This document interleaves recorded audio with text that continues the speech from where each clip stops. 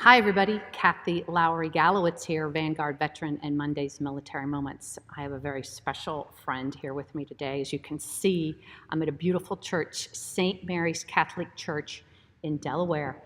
This is my friend and mentor, Deacon Todd Tucky, who's a volunteer in this congregation and frankly, a pioneer of the military ministry effort. He's been involved in this for about 4 years. We met during the Ohio National Guard Clergy Outreach Initiative, and he has taken it on by storm. Thank you for what you do, Deacon Tucky. As a volunteer, please tell us what your military ministry does. Our military ministry is designed to open to every service member and their family who would like to come and talk in a pastoral setting about issues that are affecting their lives and their family. It is really not too different than any other type of ministry that we do in terms of the types of issues that people have, although we're specifically doing an outreach to service members and their families because of a unique situation that is going on in the world right now. And that is a very prolonged type of deployment, return, and everywhere in between. But what we're trying to do is reach out to them and let them know that we're here to listen and to help.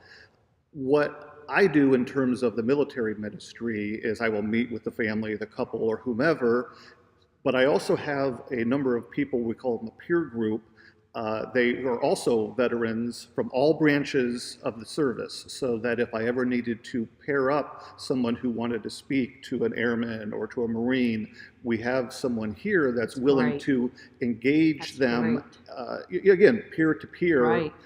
The thing that I think that's in particular about our ministry, or what we're trying to do, is that, again, it's very confidential, it's very pastoral, and there is sometimes the fear amongst service members that if they need to speak to somebody, that they'll need to go through a VA, through a psychological, through a clinical. This is something, there's no paperwork, this is just come and talk. And what we do, and what's kind of in our wheelhouse, and I say within the church, is prayer. And that is what we really focus on, or my focus on is opening up the people that we talk to prayer. And that's what we begin with. And I have found so far that that helps to start the conversation and to allow these individuals to sometimes resolve Beautiful. Without without any referrals. Without any referrals. Yes. Because they've allowed God to help them in this. And so, if I may, early on when you were considering starting this, I think you had some potential concerns about, gee, how will I handle somebody with PTSD or who is suicidal? So tell us about that. What has your experience been? Have you been comfortable? And what are your thoughts? I initially was very concerned about that because part of our training is to do an immediate referral if somebody, exhibits symptoms. And I've worked with several individuals who have been diagnosed with that, and I did not feel uncomfortable working with them. And it really actually came back to prayer. It came back to opening up, sort of a window for God, and that was what happened. And really, they wanted someone to listen to them. The ministry of presence. Yes, the ministry of presence. And that is really the role of the deacon in the church. We're ministers of a lot of our ministry. So real quick, you've also been a pioneer within the Catholic Diocese of Columbus. Yes. And so he's had some deacons out and introduced the notion to them. He started a committee within the diocese organization, maybe even going to introduce some curriculum into the deacon training, right? And so he's reached out to at least 2 churches so far to help them get started, and plans to do more. So that's a wonderful, wonderful contribution. Well, thank you. Yes. And I think the deacon community, a number of whom are veterans or service members, are embracing this, because this is really not too different than what we do in the ministry of presence for others. Okay, my friend. So tell us why you're doing this. You gave me 2 main reasons. What are those? The first main reason actually goes back to Scripture, and it's the story of the Good Samaritan, the individual who was beat up and was hurt alongside the road.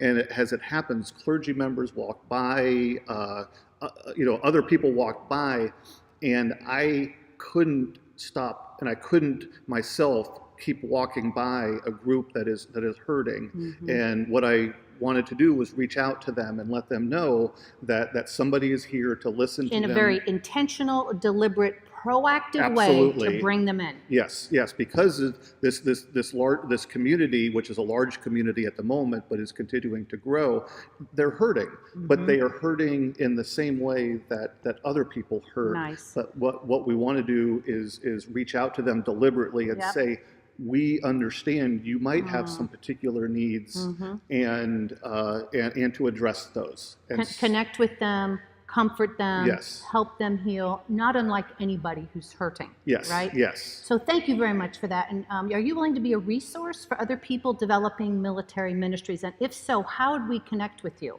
Absolutely.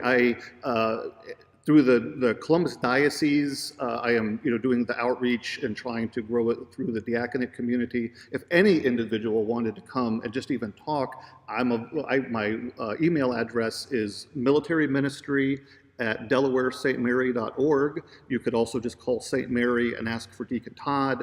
They would put me in touch with you, and I'd be more than happy to have a conversation. Because this is non-denominational. It's non-denominational. Yes. And he's receiving referrals from around Central Ohio from service members and or people starting military ministries. Exactly. What a pioneer this guy is. I'm so proud of him, and we're so lucky that God has put this calling on your heart and your service mentality, and it's my privilege to know and serve alongside you.